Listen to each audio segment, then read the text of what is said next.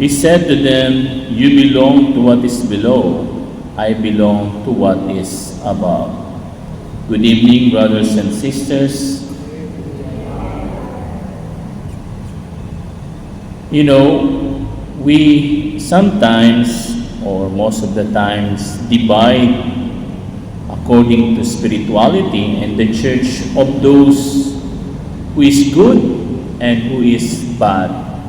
Those who are going to church and those who are not going to church. Hindi po ba?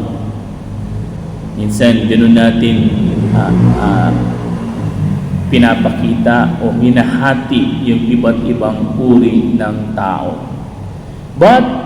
Pero subalit bagamat datapwat, pero sa gospel ngayon, Jesus gave us another way of distinguishing between those who are with Him and those who are against Him.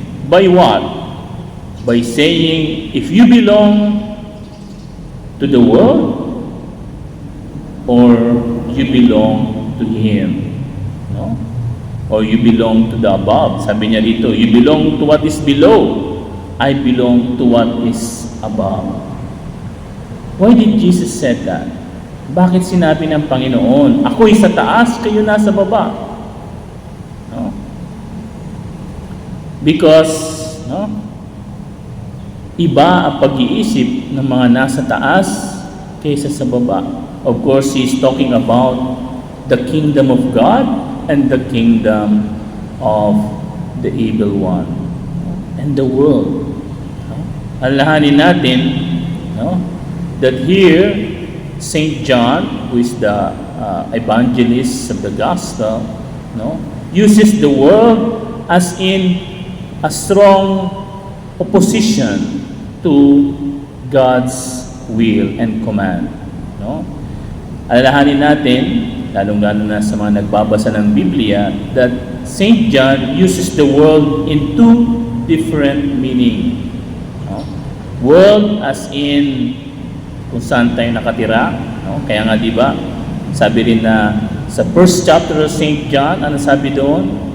For God so loved, sa chapter 3 ng Gospel ni Saint John, for God so loved the world, di ba?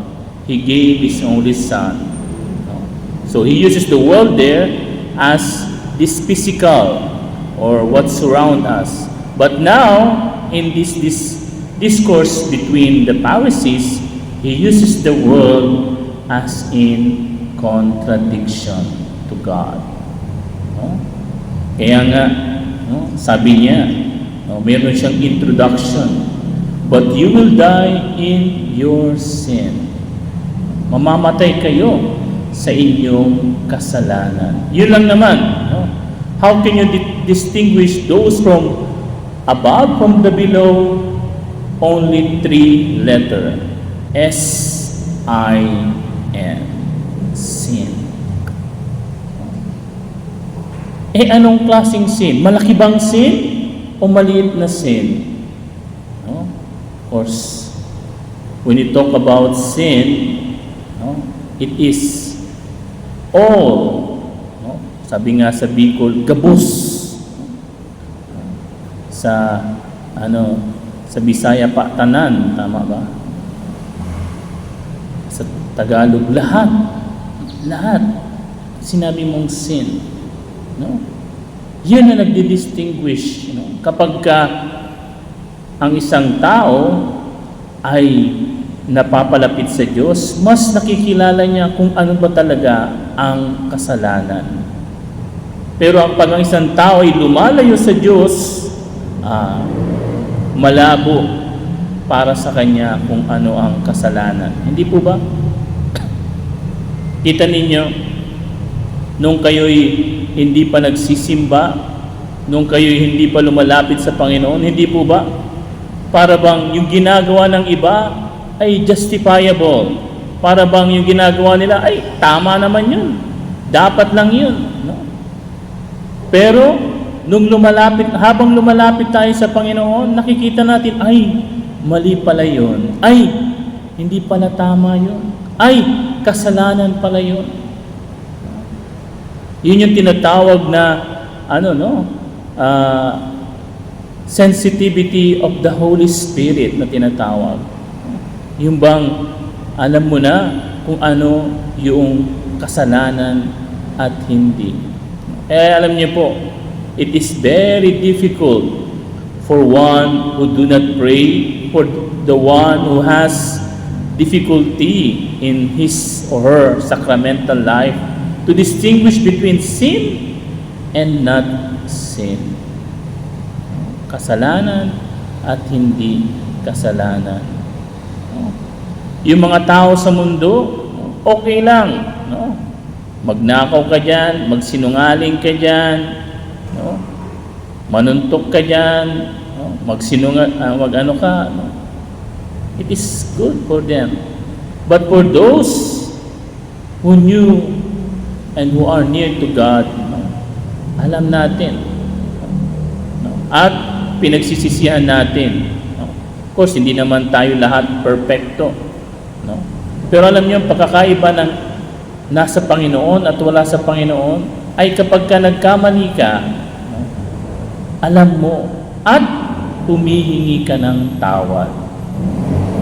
Sabi nga nila, anong pagkakaiba ng mga santo sa mga ordinaryong tao? Parehas naman sila makasalanan. Totoo. That's true. Kasi yung mga santo, makasalanan din sila. Pero alam niyo, pagkakaiba, yung mga santo, yung mga banal, at yung mga nagpapakabanal, bagamat nagkakasala sila, bagamat nagkakamali sila, yun ay hinihingi nila ng tawad. At sila ay nagbabago. Kita nyo, yung Sunday, anong sabi ni Lord doon sa babaeng na huling nakikiapid? Sabi niya, wala bang umatol sa iyo? Pero sabi ng Panginoon, no, ako din, hindi kita hatulan. Pero, wag mo nang uulitin. See? And all of us are sinners in the eyes of God. Wala naman sa atin ditong santo at banal talaga. And remember, inuulit ko parati dito yung beautiful saying ni Saint Mother Teresa of Calcutta. Ano sabi ni Saint Mother Teresa of Calcutta regarding saint? What is a saint? No? Tinanong nila si Saint Mother Teresa of Calcutta, what is a saint? Alam niyo sagot niya? A saint is a sinner who keeps on trying. Ulitin ko a saint is a sinner who keeps on trying. Asan dyan yung ano? Asan dyan yung milagro? Asan dyan yung himala?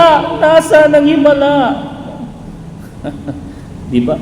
Mahilig tayo. No? Akala natin, kapag kasanto, yung mga nagpapagaling, yung may mga extraordinary. But, it is not.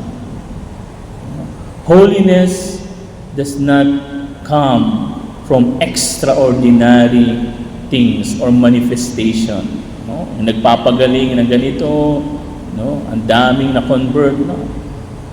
Holiness is living ordinary life extraordinarily. No? Living ordinary life extraordinarily. Ano ibig sabihin nun? Kung ikaw ay nanay, gawin mo yung tungkulin bilang nanay. Pero nang mayroong tunay na pagmamahal sa Diyos at sa iyong pamilya. Kung ikaw ay teacher, gawin mo yung pagiging teacher mo. Na nakaugat sa salita ng Diyos. Ikaw ay estudyante, mag-aral kang mabuti. Gawin mo yung nararapat bilang estudyante. Magpunyagi ka, huwag kang sumuko. At dalhin mo ang Panginoon sa iyong pag-aaral. Ganon.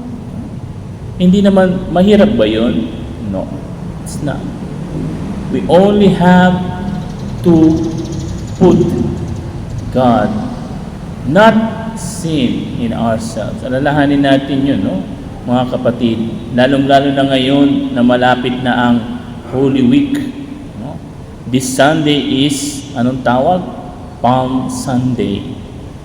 So as we enter this Holy Week, let us examine ourselves. Saan ba ako? Sa taas o sa baba? Am I trying my best to live according to God's will?